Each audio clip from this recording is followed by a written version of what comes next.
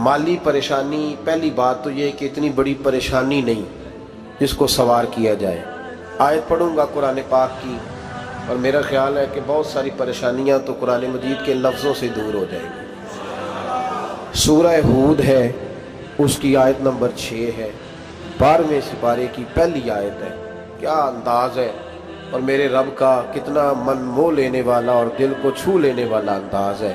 रब करीम ने फरमाया वमा मिन दाब्बतिन फिल अर्द, फरमाया नहीं ज़मीन पर कोई भी ऐसा चलने वाला, ज़मीन पर कोई ऐसा नहीं जो चलता हो, इल्ला अलल्लाहि रिज़्कुहा, जिसका रिस्क अल्लाह ने अपने ज़िम्मे न लिया हो। ज़मीन पे कोई चलने वाला ऐसा नहीं जिसके रिस्क की जिम्मेदारी रब करीम की ना हो। ये जिम्मेदारी रिस्क किसकी है? बोल के बताएं, बोल के किसकी जिम्मेदारी है जी? अल्लाह। देखें, गौर फरमाएं, यहाँ मुफस्सिरीन ने एक बात लिखी है इस आयत के तहत कि फरमाया जो ज़मीन पे चलने वाला है उसका रिस्क अल्लाह के ज़िम्मे। फरमाते हैं कि ये अल्लाह ने हमारी अकल के मुताबिक हमसे बात की है, वरना आसमानों में जितनी मखलूक है रिस्क उसका भी अल्लाह के ज़िम्मे ही है। यहाँ जो फिल अर्द के लफ्ज़ है ज़मीन पे, वो हमें समझाने के लिए कि तुमने तो सिर्फ ये दुनिया देखी है ना, तो जिसको तुमने देखा है वो सब खाते अल्लाह का दिया हुआ ही है। तो जो हमने देखा था रब करीम ने उसके मुताबिक हमें समझा दिया। फरमाया कुछ तो तुमने देखे ही नहीं, चलो उनकी तुमसे बात नहीं करते, पर जो तुमने देखे हैं उन सब का रिस्क किसके ज़िम्मे है? अल्लाह के। मेरे रसूल करीम सैयद आलम सल्लल्लाहु ताला अलैहि वसल्लम कुरान मजीद की जब तर्जुमानी करते, वजाहत करते, तो महबूब पाक सल्लल्लाहु अलैहि वसल्लम भी कोई इश्काल रहने नहीं देते थे, कोई इश्काल नहीं रहने देते थे। मेरे महबूब करीम अलैहिस्सलातु सलाम ने फरमाया अल्लाह पे भरोसा रख के सवेरे निकल जाना रिस्क की तलाश में। किस पे भरोसा रखना है? निकलना तुम्हारे जिम्मे है। ये ना कहना कि घर बैठूंगा तो यहीं आएगा, निकलना तुम्हारी जिम्मेदारी है। जितनी जिम्मेदारी है वो पूरी करना। अल्लाह पे भरोसा करके निकल जाना तुम्हारी जिम्मेदारी है। रब का जिम्मा है तुम्हें रिस्क देना, वो जरूर तुम्हें रिस्क पहुंचाएगा। या रसूल अल्लाह सल्लल्लाहु अलैहि वसल्लम किस तरह पहुंचेगा? तो जरा हुजूर के लफ्जों का हुस्न भी देखिए।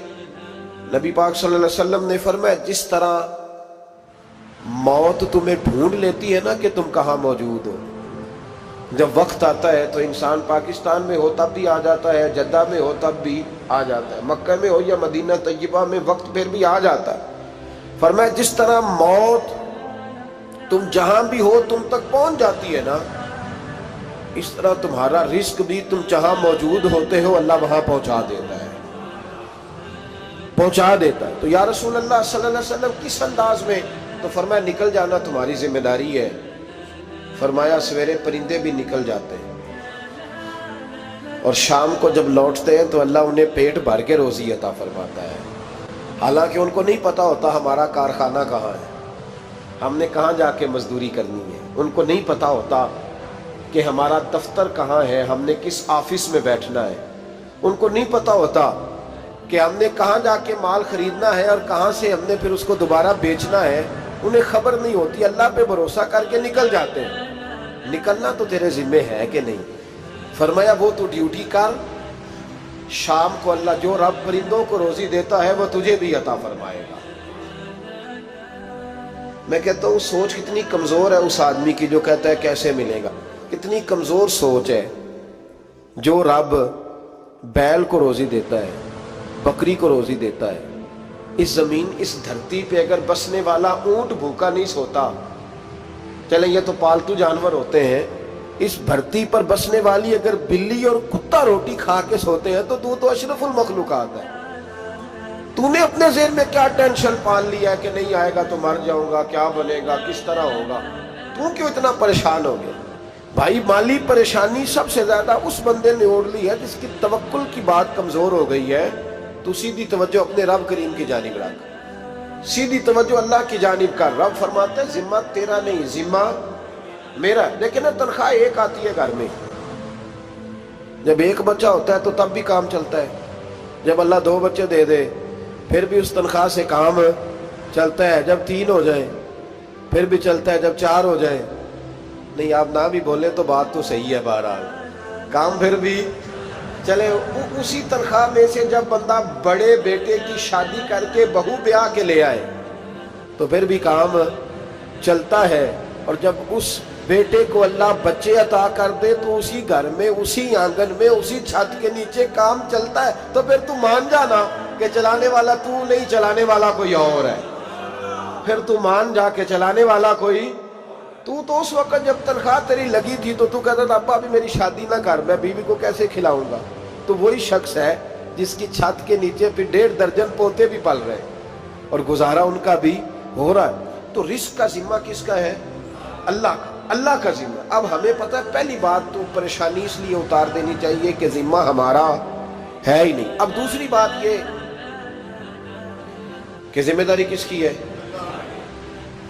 اللہ حکیم بھی ہے اور علیم بھی ہے، حکیم بھی ہے اور جانتا بھی ہے اور اسے پتہ بھی ہے کہ دینا کس طرح ہے۔ اب ہم پتہ کیا کہتے ہیں؟ کہتے ہیں وہ جو بندہ پجاروں میں بیٹھا ہے وہاں اسے نہیں بیٹھنا چاہیے تھا، اور میرا حق تھا۔ تجھے زیادہ پتہ ہے کہ اللہ کو؟ بول کے بتانا کس کو پتہ زیادہ ہے؟ کیوں جی؟ تو آپ اصل ٹینشن پتہ کب لگتی ہے؟ جب بندے کہتے ہیں نہیں وہ پجاروں میری تھی، میرا حق تھا۔ وہ جب گزرتی ہے نا پاس سے مہران کے تو مہران والا ٹینشن بڑی لیتا ہے، حالانکہ اللہ کو زیادہ پتہ ہے کہ وہ حق۔ ایک بات اپنے ذہن میں یاد رکھ لیں، رٹ لیں کہ جو میرے لیے بہتر تھا میرے رب نے مجھے دے دیا، اور بات ختم ہو گئی۔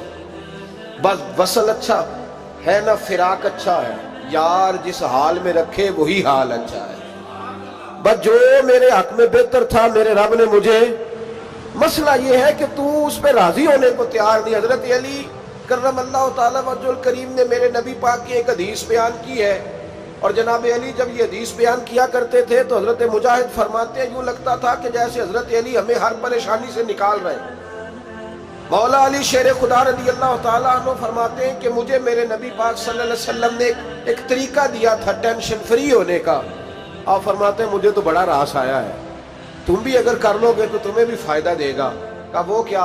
حضرت علی کہنے لگے محبوب علیہ السلام نے فرمایا تھا لوگوں تم اللہ کے دیے ہوئے تھوڑے رزق پہ راضی ہو جاؤ، وہ تمہاری تھوڑی عبادت سے تم سے راضی ہو جایا کرے گا۔ بس تم 2 نفل بھی پڑھو گے تو اللہ راضی ہو جائے گا، تم 1 رکوع بھی سویرے اٹھ کے پڑھو گے تو وہ راضی ہو جائے گا، وہ تمہارے 313 درود شریف سے راضی ہو جائے گا، تم اس کے دیے ہوئے تھوڑے رزق سے راضی ہو جاؤ۔ ٹینشن اس لیے ہوتی ہے کہ ہم راضی نہیں جو اس نے ہمیں دیا ہے۔ وہ حل میں مزید کی جو دوڑ ہے نا، حل میں مزید کی، بے قدرہ کچھ قدر نہ جاتی، کیتی خوب تسلی ہو، دنیا دار پجاری زردے، کتیاں دے گل ٹلی ہو، بک بک روشن اکھیاں تکیو ویک حویلی کلی ہو، تے کوچ نصیر اساں جد کیتی پہ جانی تھر تھلی ہو۔ تو یاد رکھیں یہ جو ہے نا مصیبت کے مال آ کیوں نہیں رہا، وہ سامنے والا پلاٹ میرے گھر کے سامنے ہے گھر کے سامنے، پر رجسٹری میرے نام کیوں نہیں؟ یہ مصیبت سانس نہیں لینے دیتی۔ موٹر سائیکل کھڑی کرتا ہے نا جب آ کے دکان سے روٹی کھانے آتا ہے، دفتر سے گھر آتا ہے، کاروبار سے آتا ہے، تو جہاں موٹر سائیکل کھڑی کرتا ہے وہ ٹینشن بڑی ہے کہ کبھی میری ہو جائے نا یہ والی جگہ تو میں یہاں بھی بورڈ لگاؤں اپنے نام۔ اس نے مالی پریشانی پیدا کی۔ تو جس حال میں ہے، کیونکہ تو نے اپنا یہ حال خود نہیں بنایا، جس نے بنایا ہے وہ بڑا بہتر جانتا تھا کہ تو اسی حال میں اسے اچھا لگتا ہے۔ تو اسے اسی حال میں، ایک بزرگ تھے تو ان کی طبیعت بڑی علیل ہو گئی، بیمار ہو گئے، تو اللہ نے آزمائش دی تو کیڑے پڑ گئے وجود میں۔ ایک کیڑا یہاں سے کھا رہا تھا، اللہ والے بڑے راضی رہتے ہیں اس کی رضا پہ، تو کیڑا یہاں کھا رہا تھا تو نیچے گر گیا، تو بابا جی نے اٹھا کے پھر وہاں رکھ لیا، کہنے لگے جب اس نے تیری ڈیوٹی مجھے کھانے کی لگائی ہے تو میں اس بات پہ راضی ہوں، تو نیچے کیوں گرتا ہے؟ بس ٹھیک ہے کھا، جب اس نے تجھے ڈیوٹی جو تیری لگائی ہے۔ سالبہ بن عبد الرحمن ایک صحابی تھے، سالبہ غالباً، نبی پاک صلی اللہ علیہ وسلم کی خدمت میں آئے، کہنے لگے یا رسول اللہ صلی اللہ علیہ وسلم غربت بڑی ہے، میرے لیے دعا کریں اللہ زیادہ مال دے۔ تو محبوب صلی اللہ علیہ وسلم نے فرمایا تو جس حال میں اچھا ہے وہ تیرے لیے بہتر ہے، اس میں تو ہے وہی حال تیرے لیے۔ مشکل ہے نا یہ جواب سننا، کہتے پیر صاحب فلان جگہ سے تویز آیا، وہاں تو وارے نے آرے ہو گئے، تو آپ کے ہاں، تو میں کہتا ہوں یہ تویز دینے والا اگر تویز دے کے امیر بناتا ہے تو پہلے خود کیوں نہیں بنتا؟ یہ خود تو 150 کا تویز بیچ رہا ہے، اپنی بیچارے کی حالت یہ ہے۔ اگر اتنا ہی تویز اس کا چلتا ہوتا تو پہلے 5 جو پجاروں اس کے دروازے پہ کھڑی ہوتی۔ عجیب چکر ہے، اور عجیب جگہ لوگ الجھ گئے، سمجھتے ہی نہیں بات کو۔ یا رسول اللہ صلی اللہ علیہ وسلم دعا کر دے تو محبوب نے کیا فرمایا؟ فرمایا تو جس حال میں ہے نا وہ حال تیرے لیے بہتر ہے، اسی میں رہ۔ کہ نہیں حضور دعا کرے۔ فرمایا سال بعد تو باز آ جا۔ حضور دعا کرے۔ فرمایا تو باز آ جا۔ 2-3 دفعہ کا ضد کی، محبوب نے فرمایا جا پھر اللہ تجھے زیادہ پیسے دے گا۔ چند بکریاں خریدی، اتنی برکت ہوئی کہ بکریوں کے ریوڑ بن گئے۔ پھر کچھ بکریاں بیچ کے گائے خرید لی، ان کے بھی ریوڑ ہو۔ پھر کچھ اونٹ اونٹنیاں لے لی، ریوڑ ہی ریوڑ۔ پہلے 5 وقت مسجد میں آتے تھے، اب فجر اور عشاء رہ گئی۔ پھر مال زیادہ ہوا تو مدینے شہر میں کوئی جگہ ہی نہیں، مدینے سے باہر حویلی خریدی، پھر جمعہ ہی رہ گیا۔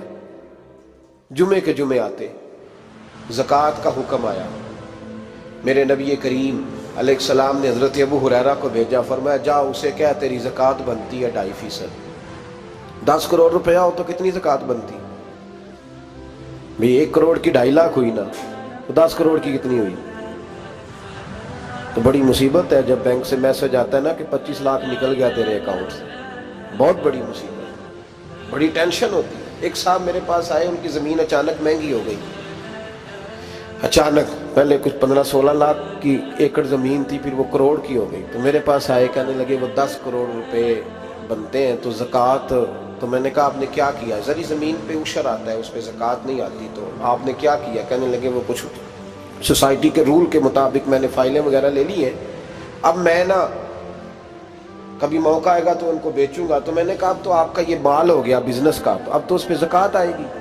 10 کروڑ پہ جب 25 لاکھ سنا تو کہنے لگے فوراً دینی پڑتی ہے کہ تھوڑی تھوڑی سے بھی کام چل جاتا ہے؟ تو میں ان کا چہرہ دیکھنے لگا، میں نے کہا نہیں وہ تو آپ کو پتہ ہے، ویسے حضرت عمر فرمایا کرتے تھے بانٹ کے نہ دو، کوشش کرو کسی ایک کو دو، چلو کسی کا تو کچھ بن جائے، تو ایک کو دینی چاہیے۔ کہنے لگے تو مطلب یہ ایسا ہی حکم ہے؟ میں نے کہا آپ کسی اور سے تحقیق کر لیں۔ اب یہ بھائی لیتے وقت نہیں تجھے ٹینشن ہوئی کہ 15 لاکھ کا کروڑ ہو گیا، تو اس وقت نہیں تو نے کہا کہ یا اللہ، تو یہ کیسی سوچ ہے مسلمان؟ کس طرح کا اس کا؟ ہمارے ہاں جب کسی آدمی پہ حالات خراب ہوتے ہیں نا، تو سب سے پہلے وہ اس طرح کرتا ہے کہ جو میں کہیں اللہ کے راستے میں دیتا ہوں پہلے اسے بند کرو۔ جس راستے تجھے آ رہا تھا پہلے تو نے وہ راستہ بلاک کیا۔ حضرت اسماء بنت ابی بکر صدیق کہتی ہیں میں حضور کو مسجد کے لیے، ادارے کے لیے، صحابہ صفہ کے لیے کچھ دے رہی تھی، تو میں نے گننا شروع کیا تو حضور مسکرانے لگے۔ حضور مسکراتے کیوں ہیں؟ تو فرمانے لگی، محبوب فرمانے لگے اسماء اللہ کے راستے میں گن گن کے نہ دیا کر، ورنہ وہ بھی تجھے گن گن کے دے گا، تو اس کے راستے میں بے حساب دے، وہ بھی تجھے بے حساب ہی عطا فرمائے گا۔ لیکن پہلے یہ والا پہلے دروازہ بند کرو، یہاں سے پیسے ختم ہو رہے ہیں، تو اس طرح کرنا بھائی۔ اس دفعہ سوٹ ذرا گرمیوں والے نہ خرید، لیکن جو تو اللہ کے راستے میں دے رہا ہے اسے دیتا رہے۔ لیکن ہم اپنا نقصان زیادتی کرتے ہیں اپنے ساتھ۔ میں نے آپ کو پہلے بھی بتایا تھا پیار کی بولی ہے، پھر بولتا ہوں۔ ایک بڑے بڑے پیار والے دوست ہیں، ایک دفعہ مجھے کہنے لگے کہ آپ کئی دفعہ اعلان کرتے ہیں تو مجھے اچھا نہیں لگتا، اور آپ ادارہ بھی بہت زیادہ بننے والا ہے، بڑی چیزیں میں دیکھتا ہوں جو ہوں تو بڑا نظام اچھا ہو جائے، آپ دعا کریں اللہ مجھے پیسے دے تو میں بڑے سارے خرچ کروں گا اس کے راستے میں۔ تو میں نے کہا یا اللہ اسے 10 کروڑ دے، یہ 9.5 کروڑ تیرے راستے میں دے دے گا۔ تو چپ کر گیا، جس طرح آپ نہیں کر گئے سارے، چپ کر گیا وہ بھی۔ اس نے کہا جی نہیں جی انشاءاللہ کریں گے۔ تو میں کیا پلیا جی تے دعا پہ ہوں دیا، ابھی تو وہ آئیں گے تو تب دیکھی جائے گی، تو یہیں اڑ گیا ہے۔ یعنی 9.5 کروڑ اللہ کے راستے میں خرچ کرنے کی دعا پہ بھی آمین کوئی نہیں کہتا کہ چلو آمین ہی کہہ دیں۔ تو میں کہا تینوں تے 50 لاکھ بچتا سی پیا، لیکن تو اس سودے پہ تیار ہے۔ جب یہ سوچ ہوتی ہے، یہ غلط سوچ ہے، یہ بات تو اگر تے مسکرانے والی، لیکن یہ سوچ صحیح نہیں۔ حضرت عثمان غنی رضی اللہ تعالیٰ عنہ کہتے ہیں جس وقت نبی پاک صلی اللہ علیہ وسلم نے اعلان کیا نا جنگ کے موقع پر کہ 800 سپاہیوں کا خرچہ چاہیے، کہتے ہیں میرے پاس 600 کا تھا۔ یہاں ایک روایت میں حضور نے 1000 کا اعلان کیا تو میرے پاس 800 کا تھا۔ جب 2-3 دفعہ نبی پاک نے اعلان کیا تو کہتے ہیں میں نے کھڑے ہو کے کہا یا رسول اللہ پورا 800 میری طرف سے۔ کہتے میں نے 200 سپاہی کا خرچہ ادھار اٹھایا لیکن پورے 2 مہینے نہیں گزرے تھے، رب کریم نے مجھے کئی گنا کر کے پیسے واپس عطا فرما دیے۔ پر بات تو یہ ہے کہ تیری وہاں لو لگی ہو، تو تجارت کرتا ہے ان لوگوں کے ساتھ جو کیا دے سکتے۔ تو سالبہ کے پاس حضور نے پیغام بھیجا، پہلے تو کہا تیرے لیے بہتر نہیں مال، جب اصرار کیا تو بڑی برکت ہو گئی، بڑا آیا تو فرمایا زکوٰۃ دے، 2.5% زکوٰۃ ہے۔ جب سوچا کہ 5 اونٹوں پہ ایک بکری جائے گی اور بڑا سارا مجھے دینا پڑے گا، اب جب غور کیا تو یہ تو نہ کہا کہ میں نہیں دیتا۔ حضرت ابو ہریرہ سے کہنے لگے نبی کریم علیہ السلام کی خدمت میں عرض کرنا کہ میں خود آؤں گا۔ حضرت ابو ہریرہ نے آ کے عرض کی یا رسول اللہ صلی اللہ تعالی علیہ وسلم، حضور وہ کہتے تھے میں خود آؤں گا، تو کہتے ہیں محبوب نے ٹھنڈی سانس لی، فرمایا اسے کہا تھا کہ تیرے لیے مال بہتر نہیں، اب ہلاک ہو گیا ہے، ہائے افسوس ہلاک ہو گیا۔ ان کو بھی تھوڑی دیر کے بعد احساس ہوا کہ یہ میں نے کیا کیا، نبی پاک کوئی کہہ دیا نہیں ہے، حضور کو کہہ دیا بعد میں آؤں گا۔ اب دوڑے آئے، عرض کی حضور میں سارا کچھ لے کے آئے، قبول کر لیں۔ محبوب نے فرمایا گویا بلال حبشی کی خشک کھجور بھی قبول ہے، اور صہیب رومی ایک اٹی بان کی لائے تو وہ بھی قبول ہے، اور عمار بن یاسر اور مصعب بن عمیر اگر 2 دینار دے جائیں اور کوئی پرانا جوڑا کسی سپاہی کے لیے چھوڑ جائے تو وہ بھی قبول ہے، لیکن تو اپنا لاکھوں لے کے چلا جا، تیرا کوئی نہیں قبول، معاف کر دیں۔ فرمایا جا معاف کیا، پر پیسے لے کے نہ آنا۔ اگلے سال پھر آئے، بندے ہوئے ہاتھ ہیں، محبوبہ میں دولت کا کیا کروں گا، آگ لگانی ہے، قبول کر لیں۔ فرمایا تو لے جا، تیرا نہیں قبول، گرا جو ان کی نگاہ سے وہ سنبھل نہیں سکتا۔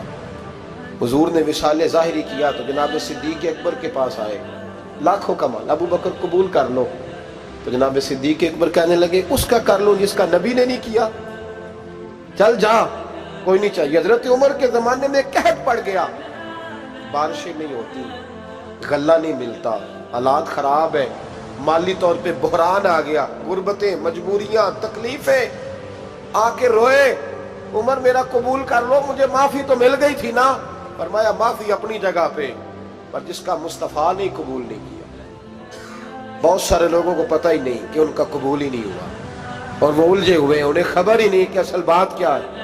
فرمایا جس کا مصطفیٰ کریم نے قبول نہیں کیا، اب ہیرے اور جواہرات بھی لے کے آئے تو بھوکے مریں گے، پر اس کا قبول، اس بات پہ راضی رہو، اس حال میں اللہ نے رکھا ہوا، اس حال میں راضی رہو۔ جو مصیبت ہے نا دیکھنی کہ وہ بھی میرے پاس، تمہیں کیا پتا، کبھی پوچھ تو صحیح اس سے وہ کس مصیبت کا شکار ہے، جو مالی طور پہ بڑا امیر ہے، تو اس کی طرف دیکھ کے اپنا دل برا کرتا ہے۔ بس جس حال میں رب نے رکھا ہے اس حال میں رہ۔ حضرت عثمان غنی کے زمانے میں تو وہ وصال کر گئے، لیکن بھائی تو جس حال میں تیرا رب تجھے رکھتا ہے اس حال میں رہ، تیری مالی پریشانیاں ختم ہو جائیں۔ میں نے پہلے بھی شاید آپ کو ایک دفعہ کہا تھا، میں تعلیم سے فارغ ہوا تو میرے ایک استاد اور میرے کچھ دوست کہنے لگے افریقہ آ جائیں آپ، وہاں بہت بڑا ادارہ ہے، اس کو چلائیں، اس کو سنبھالیں۔ میری والدہ سے میں نے کہا، کچھ طبیعت ہوتی ہے نا انسان کی، میرا بھی دل لگ گیا۔ میری اماں پڑھی نہیں تھی لیکن اللہ نے دانائی بڑی عطا فرمائی تھی، حکمت بڑی تھی، سیانی بڑی تھی۔ تو میں نے کہا اماں جی وہ مجھے ساؤتھ افریقہ کی دعوت ہو رہی ہے تو آپ کیا کہتی ہیں؟ تو اٹھ کے میرے پاس آ گئی اور مجھے انہوں نے اپنے بازوؤں میں لے لیا، پھر میرا ماتھا چوما، کہنے لگی پتر میں تے وال بھی نہ پوٹ کے دیوا کسی نے، ہم نے دولت کا کیا کرنا، تو اللہ کا نام لے کے کہیں بیٹھ جا، رب کریم رونقیں لگا دے گا، خیر ہو جائے۔ تو میرے بھائی یاد رکھیں ان چیزوں سے تھوڑا سا دیکھیں نا، قناعت کریں، جو اللہ نے دیا اس پہ راضی ہو جائیں، اللہ بڑا مہربان ہے، وہ آسانیاں کر دیا کرتا ہے۔ تو یاد رکھیں میرے رسول کریم علیہ السلام نے ایک تو ہمیں درس یہ دیا ہے کہ تو سمجھ جا، قرآن نے ہمیں بتایا ہے کہ روزی تیری ذمہ داری نہیں، روزی کس کی ذمہ داری ہے؟ اللہ کی۔ اور دوسری بات یہ کہ جو اللہ نے تمہیں دیا ہے اس پہ تو راضی ہو جا، تیری مالی پریشانیاں ختم ہو جائیں۔ اور پھر حضور صلی اللہ علیہ وسلم نے فرمایا مذہبی طور پر جب دیکھو تو آگے دیکھو، اور دنیاوی طور پر جب دیکھو تو پیچھے دیکھو، پریشانی ختم ہوگی۔ مذہبی طور پر جب دیکھو، جو 5 نمازیں پڑھتا ہے وہ تہجد پڑھنے والے کو دیکھے، اور جو تہجد پڑھتا ہے وہ اشراق چاشت پڑھنے والے کو دیکھے، اور جو بندہ اشراق اور چاشت پڑھتا ہے پھر اس کو دیکھے جو سارا دن مصطفیٰ پہ درود پڑھتا ہے۔ ऊपर ऊपर देखे कि मैंने और नेक होना है और नेक, और जब माली मामला है तो फिर नीचे देख। अगर तू बैठा ना पजारों पे तो फिर टूडी वाले पे नजर कर, उसका क्या हाल है। और अगर तू वहां बैठा है तो देख मेहरान वाला भी तो गाड़ी चला ही रहा है ना। और अगर तू वहां है तो मोटरसाइकिल वाला देख, और तू वहां है तो फिर साइकिल वाले पे नजर, और अगर तू साइकिल वाला है तो पैदल वाले को देख, अगर तू किराए के मकान में रहता है तो फिर झोंपड़ी वाले को देख, और अगर तू झोंपड़ी में रहता है तो फिर भी परेशान ना होना। कुछ ऐसे भी हैं जिन्हें झोंपड़ी भी नसीब नहीं, जो सड़क पर लेटे हुए। और अगर तू तंदुरुस्त है ना तो कभी जाके अस्पताल में देख हाल क्या है, लोग किस हाल में है। तो हम शुक्र नहीं अदा करते, उसका नुकसान क्या होता है, नेमतें चली जाती हैं। अल्लाह फरमाते लाइन शकर तुम लाज़ीदन्नकुम, तो शुक्र अदा कर, मैं नेमतों में इजाफा कर दूंगा। तो भाई माली परेशानी का तीसरा सबब ये है कि हम देखते हैं माली तौर पर ऊपर, तो फिर हमें तबीयत बिगड़ती है। और फिर माली परेशानियों के कुछ और असबाब भी हैं। इमाम शाफी फरमाते हैं जिन घरों में लोग फजर की नमाज के वक्त सोए होते हैं उन घरों में रिस्क नहीं आता। आप फरमाते हैं फजर का वक्त अल्लाह के देने का वक्त है, उस वक्त अल्लाह बांटता है। हुजूर सल्लल्लाहु अलैहि वसल्लम का फरमान है ना हदीस में कि तहज्जुद के वक्त अल्लाह पहले आसमान पे नुज़ूल जलाल फरमाता है जो उसकी शान के लायक है तहज्जुद के वक्त, और वो कहता है मांगो मैं तुम्हें अता करूंगा। लेने की बारी आए तो बंदा समेट समाट के अंदर घुस जाए। हमारे यहाँ ये होता है कि इशा के बाद बच्चे बैठते हैं मोबाइल लेके, तहज्जुद का वक्त आता है तो उनकी आंखें बंद होनी शुरू होती, तो लेने के वक्त तो तू सोया था, तेरा मसला कैसे हल होगा भाई। जब कोई आदमी खैरात बांट रहा हो तो जो प्याला पीछे कर ले उसे मिलेगा। कहते उस वक्त आना जब मैं बांट रहा था, अब तू किधर आ गया है। मिसाल दे रहा हूं, तो फजर का वक्त मांगने का है, तो सारी रात तो गुजर गई गेमें खेलते टीवी देखते, और जो लेने का वक्त था तू सो गया, तो कैसे आएगा तेरे पास। तो उठे सवेरे बंदों से मांग के देख लिया, बड़ी इज्जतें खराब हुई। फजर का वक्त उठ के झोली फैलाए। मेरे रसूल पाक अलैहिस्सलाम फरमाते हैं, रब फरमाते हैं जब बंदे मेरे आगे झोली फैलाते हैं मुझे शर्म आती है, कैसे खाली वापस कर दूं। तो उसके सामने